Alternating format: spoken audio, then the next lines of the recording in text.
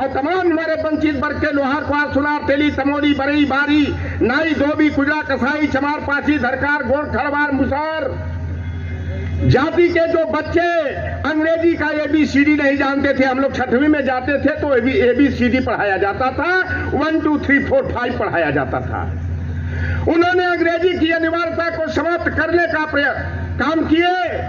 और जब उस समय कोई अंग्रेजी में ग्रेस मार्क से पास होता था तो उसे कर्पूरी डिग्री का करके सामंती जाति वाले अपमानित करने का काम करते थे।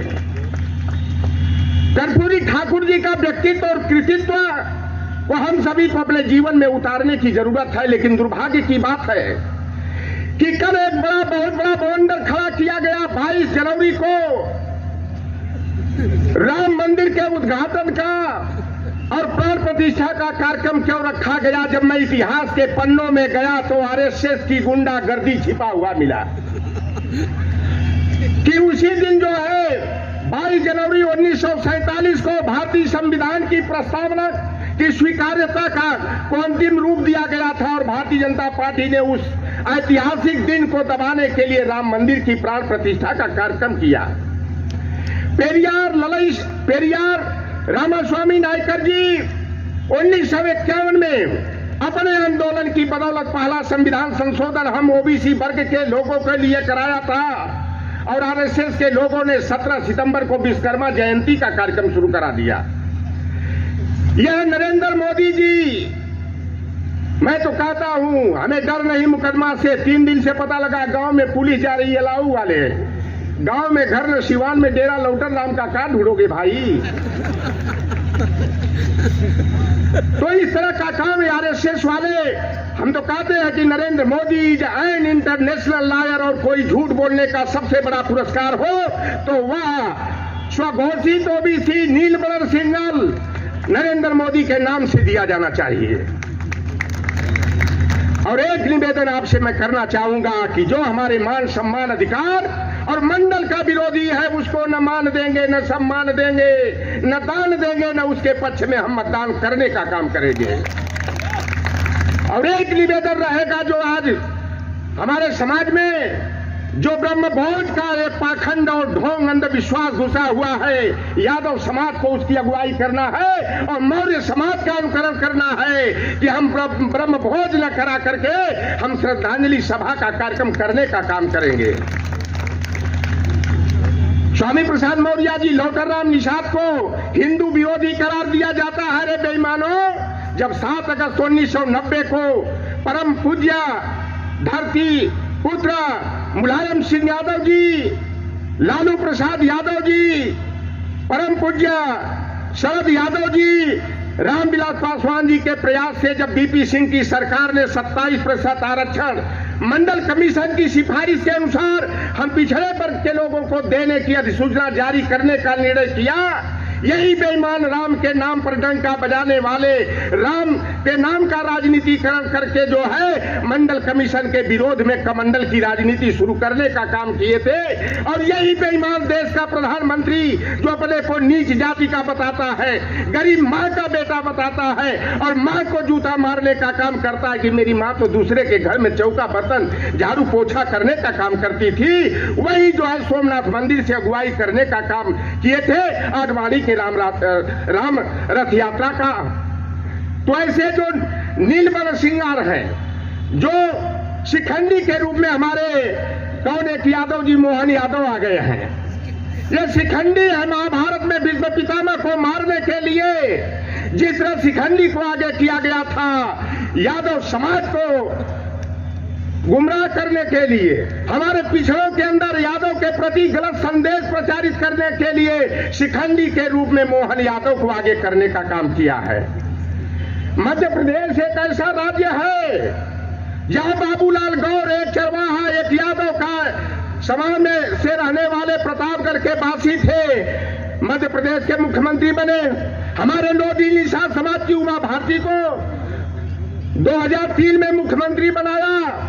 उसके बाद शिवराज सिंह चौहान किरार OBC को मुख्यमंत्री बनाया, मोहन यादव को बनाया। लेकिन बड़े खेत का विषय है कि मंडल कमीशन के तहत 27% आरक्षण न दे करके 50.09% ओबीसी को, वहां पंचायत में मात्र 7% और नौकरियों में 14% आरक्षण दिया गया है। और 14% आरक्षण की भी डकैती भारतीय जनता पार्टी की सरकार के द्वारा किया जा रहा है।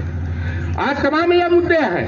69,000 शिक्षक की भर्ती का मामला हो, चाहे आई टेस्टिंग ऑफिसर की भर्ती का मामला हो, ग्राम विकास अधिकारी का मुद्दा हो, चाहे ईओ की भर्ती का मामला हो, चाहे आयुर्वेदिक चिकित्सा अधिकारी के पद पर हमारे ओबीसी एससी एसटी के आरक्षण कोटे की खुलेआम डकैती की जा रही है। तो फूल वही चुन पाते हैं जो कांटों से टकराते हैं। अधिकार न मांगे मिलता है, अधिकार तो छीने जाते हैं। इसलिए आए मेरे गैर यादव समाज के लोगों, यादव तुम्हारा बड़ा भाई है। हमें तो यादव महासभा का प्रवक्ता बता दिया जाता है, यादवों का दलाल बता दिया जाता है। लेकिन मैं जानना चाहता हूं कि अखिलेश यादव की सरकार ने 18 लाख इंटर पास बेटे और बेटियों को लैपटॉप वितरण करने का काम किया हो, चाहे 38 लाख 39 लाख बेरोजगारों को बेरोजगारी भत्ता और 56 लाख माताओं और बहनों को समाजवादी पेंशन देने का काम किया, तो क्या केवल यादव समाज और मुसलमानों को मिला था? क्या उन्होंने कन्या विद्याधन योजना, 100% शुल्क प्रतिपूर्ति और छात्रवृत्ति योजना का लाभ देने का काम किया, मुफ्त पढ़ाई, मुफ्त दवाई, मुफ्त सिंचाई की योजना को आगे करने का काम किया। लौटर राम जैसा फकीर समाजवादी पार्टी में नहीं था। मेरे घर में 2-2 लैपटॉप और 30-30 हजार 2 बेटियों को कन्या विद्याधन मिला। और आज अखिलेश यादव की यह गरीब विरोधी कल्याण के लिए अगर योजना नहीं होती तो लौटर राम की बेटी उन लोगों को तमाचा मारने का काम की है जो यादव महासभा का प्रवक्ता बताते थे। एक बेटी इंटर कॉलेज की अभी लेक्चरर हुई अगले महीना में, एक बेटी प्राइमरी की टीचर हुई, और 33 बेटा को कहा जाता है बाप से भीख मंगवाएगा। मेरा 33 बेटा जो है 20 वर्ष के अंदर जो है कि कैंपस सिलेक्ट हो गया। यह अखिलेश यादव की योजना का लाभ मिला है। जिस कृष्ण के घर में, नंद जी के घर में हजारों गायें पलती थी, कृष्ण जी को जो है माखन चोर बेईमानों ने बता दिया। चरवाहा विद्यालय खोल करके लोहारपार, मला, केवट, कुर्मी, काठी, गलेरिया, धनगर पाल, चमार, मुसार के बेटे और बेटियों को चरवाही के साथ साथ पढ़ाई के लिए जिन्होंने चरवाहा विद्यालय खोला, सामाजिक न्याय के महान योद्धा गुरड़ी के लाल परम आदरणीय लालू प्रसाद यादव को बेईमानों ने चारा चोर कहा। 1990 में जब जनता दल की सरकार बनी, उस समय चारा घोटाला के लिए जांच समिति लालू प्रसाद यादव ने किया। 10 वर्ष जो पहले मुख्यमंत्री बेईमान था उसने चारा चोरी करने का काम किया था। लेकिन जातिवादी जज मिश्रा ने लालू प्रसाद यादव को जेल और जगन्नाथ मिश्रा को बेल दे दिया। जिस अखिलेश यादव ने करोड़ों मुरझाए हुए चेहरों को मुस्कान देने का काम किया, तमाम बेटे और बेटियों को पढ़ा लिखा करके काबिल बनाने का काम किया, तो अखिलेश यादव जी को बेईमानों ने टोटी चोर बता दिया है। यह समझने की जरूरत है आपको। हम लोगों ने जातिवाद के दंश को देखा है, इसलिए मैं कहता हूं मैं लिखा पढ़ा कम हूं, पढ़ा लिखा ज्यादा हूं। हम लोग प्रैक्टिकली हैं। करियवा रंग देख करके शेरपुर वाले कहते थे, उजियार भरौली वाले कहते थे कहां जेबे रे, कौने के घरे जेबे रे, कहां ले आवत हुए, जान जान नंजतियवा हुई। सोनवानी में, गौड़ौर में, निर्माण में, करैल वाले क्षेत्र में, और दूर तो चले जाइए हमारे चालीपुर गांव में, कोई गैर का भी बेटा कुर्सी पर बैठ नहीं पाता था, चौकी और खटिया पर नहीं बैठ पाता था। इसीलिए सादानंदन चले बलिया की जातिवादी सामंती धरती पर खटिया पलटो और खटिया डालो आंदोलन चलाया था।